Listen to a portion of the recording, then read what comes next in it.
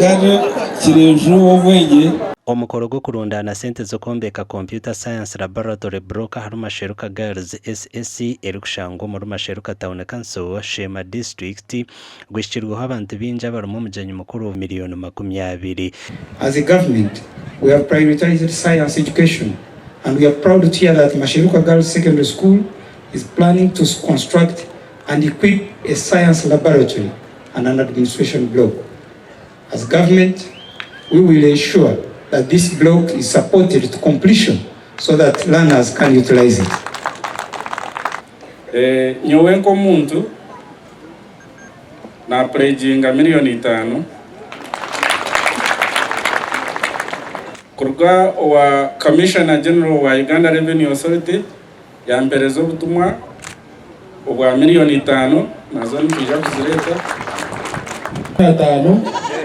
omukoro gwo kurundana sente ngubire gutebekanisibwa bashomire Masheruka Girls SSC bakwatanise no munyishengero nawo mecubaju owa Shema North na Rosemary Nyakikongoro aho miliyoni ziri kurenga 2 nshanje nemwe zirundinwe kateshi yamba miliyoni 1 na yeya Honorable Nyakikongoro nagamba na mukasheshe yabaramutse mnonga kandi yanyira myata miliyoni 1 yesente ahasimu ya Freddy na Yeria. Ezentebe nojamute sente ona nente biyosta mhoro yari kweba kipangise shiringi 10 na gobore urutaho kongo kombeka ono zosta maha obitaha meisho tuwaguriburi hona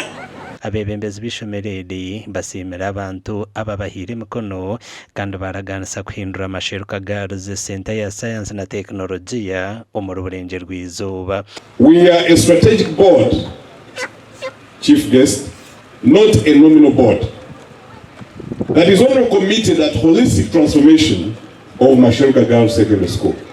Yaba nenyoni, yaba n'amashanyarazi, yaba TV,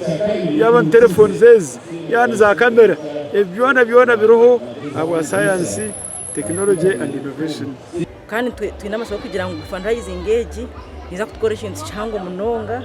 kandi baturaganisa na binje bikushiraho nka buildings ezindi ziba kuzafatana kabakombeka zitakwasira sente za fundraising engage.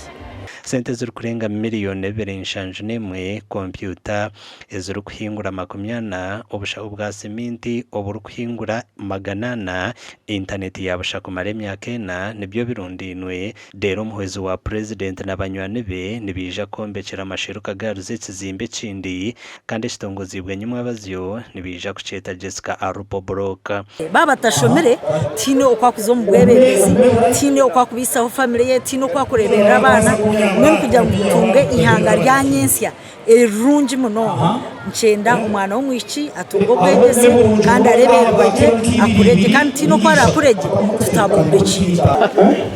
amakuru agagasha kwa Michael atwakire.